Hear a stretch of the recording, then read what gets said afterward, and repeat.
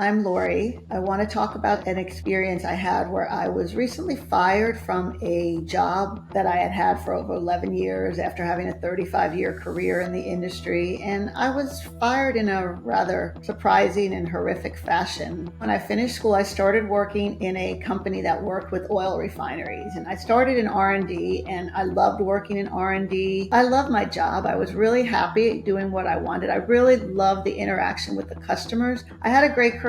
I had been working at this company in this job for about 10 years. Everything was going well, I thought. And then my boss decided to retire. When my boss retired, they didn't even interview me for the job, which was surprising to me and was surprising to everyone around me. People kept asking me, why didn't you get that job? And I was kind of like, well, I'm not really sure. And they brought in a new person. He was younger. He was in his 40s, so he was younger than me. He was not as experienced from a technology idea. He was definitely different than, he had been a manager with the company before and was moving up the ladder. He really felt like he wanted to see, okay, how much money could we make quickly? And then I'm going to, let me make a lot of money and then I'll move to my next job. Whereas before we were very customer focused, we were very relationship. So it kind of changed to a point where, but he wanted us to lie to customers and and just do things that I was like, well, that were not. So I didn't hear anything about layoffs. The company was still doing well. I wasn't enjoying the job as much as I had up to that point. I was still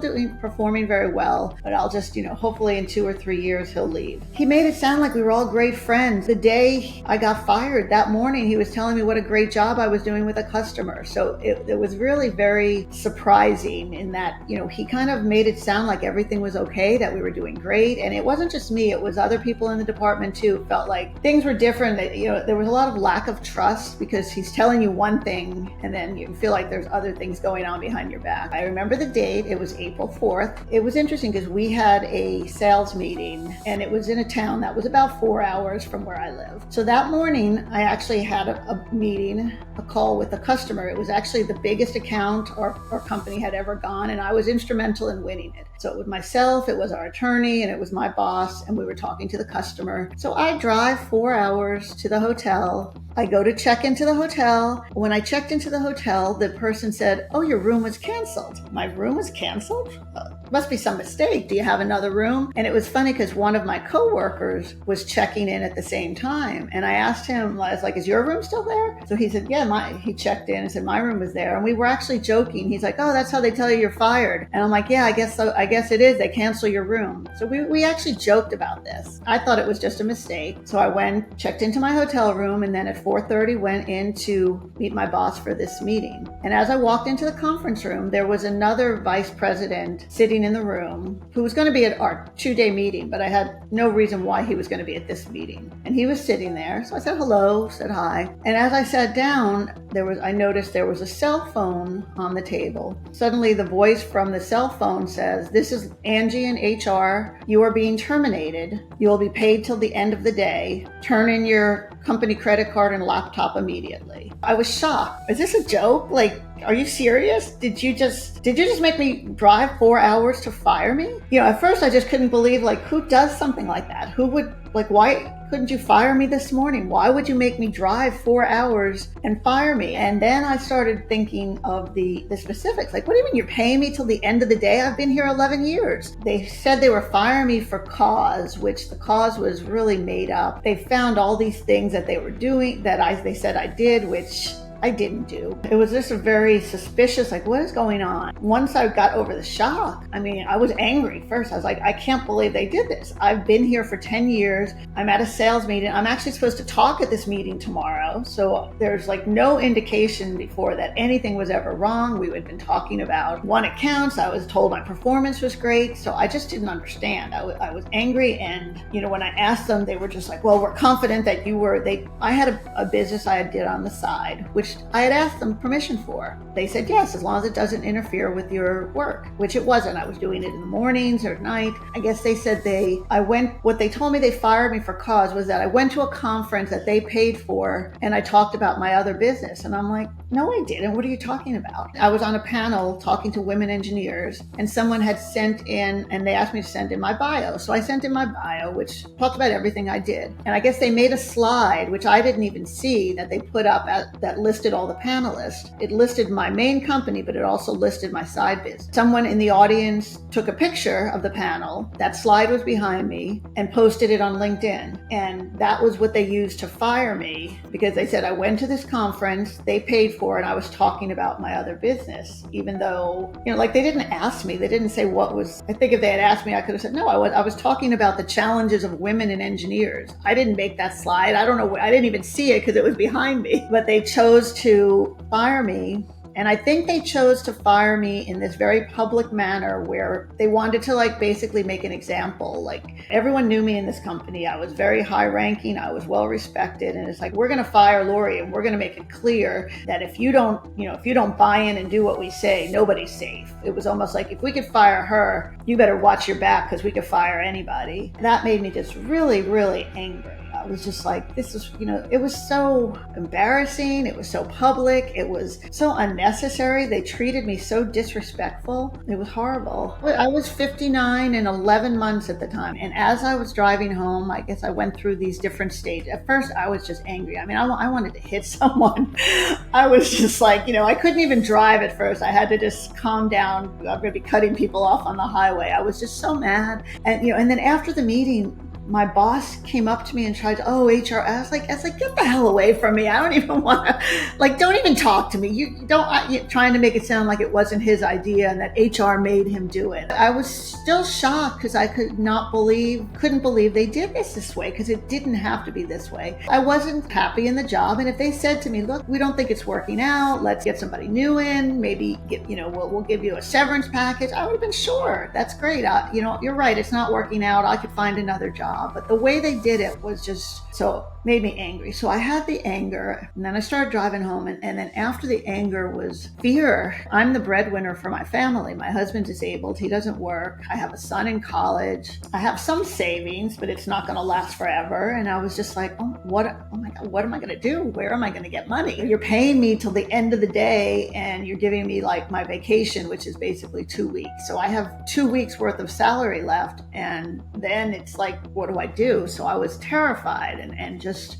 trying to think, where am I going to get a job? Is anybody going to hire me? Who's going to hire someone 60 years old at this point? Anger, fear. Yeah, I mean, definitely some depression. I was like, oh my God, I can't believe this happened. And then, then the self-doubt, did I deserve to get fired? But at one point on the drive, I guess I was thinking about the next day or something. And I have to say, when I realized that I don't have to go to work tomorrow, I was like, oh, I don't have to go to work tomorrow. And I actually, at that point, I realized, I still didn't know what to do. I was still terrified, but I did realize that, okay, I didn't like this job anymore. So I really didn't, because I was just so happy that I didn't have to go there the next day. I realized how the job that I loved a year ago, in that last year, had turned into a job where I dreaded going into work. So it made me feel a little bit better. Now I just had to figure out, what to do with the rest of my life, and how to make money, and how to pay bills, and who would hire me, or what I was going to do. After being fired, I definitely went through a state of depression where I was embarrassed. I didn't want to tell anybody, because it's like, how do you get fired from a job you've had for 10 years? You're 60 years old, you're a director, and I just really didn't want to tell anyone at first. I called my son right away and told him, because just wanted him to know. And I told my husband, and everybody was supportive. So that the people I did share it with were supportive. So I waited a couple days, and then I actually said I wanted to tell some of my coworkers, because I had friends at this company. I'd worked there 11 years, and I wanted to see, I wanted to find out, what are they talking about me? What's going on? And everyone was shocked. I mean, I wasn't the only one that was shocked. Everyone I talked to was just shocked. I can't believe they did that. I can't believe how they did that. I can't believe they fired you. It doesn't make any sense. People were telling me you should call a lawyer. And I thought about calling a lawyer and trying to sue them. And I just realized I was so shocked, so disgusted, so unhappy. I couldn't even deal with the energy of talking about it.